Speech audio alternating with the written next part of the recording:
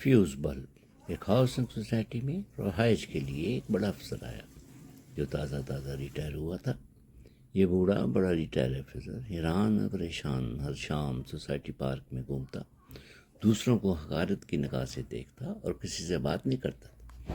ایک شام وہ ایک بزرگ کے پاس بیٹھے باتیں کرنے لگا اور پھر اس کے ساتھ تقریباً روزانہ بیٹھنے لگا۔ اس کی گفتگو کا ہمیشہ ایک ہی موضوع رہتا تھا: میں اتنا بڑا آفیسر تھا جس کا کوئی تصور بھی نہیں کر سکتا تھا اور نہ پوچھ سکتا۔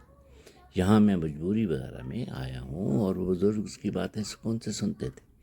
ایک دن جب ریٹائر آفیسر نے دوسرے ساتھی کے بارے میں کچھ جاننے کی کوشش کی تو اس بزرگ نے بڑی انکساری کے ساتھ جواب دے کر دانشمندی کی بات بتائی۔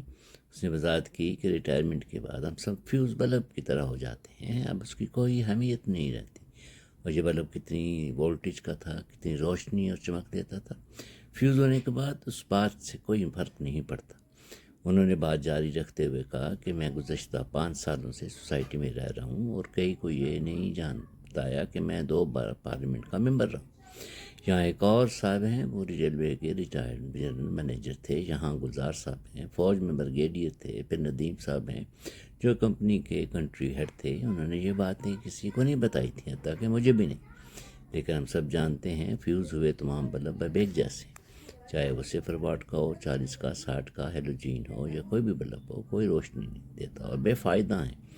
ہاں، اس بات کی آپ کو جس دن سمجھ آ جائے گی آپ معاشرے میں سکون سے زندگی گزار سکیں گے۔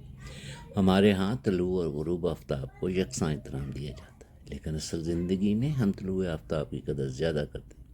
جتنی جلدی ہم اس کو سمجھیں گے اتنا جلدی ہماری زندگی آسان ہو جائے گی۔ لہٰذا فیوز بلب ہونے سے پہلے جتنی خیر ہو روشنی پھیلا سکتے ہو پھیلا دو، تاکہ کل جب اندھیرے کمرے میں جاؤ تو روشنی آپ کے کام آئے۔ جانا تو سب کو ہے،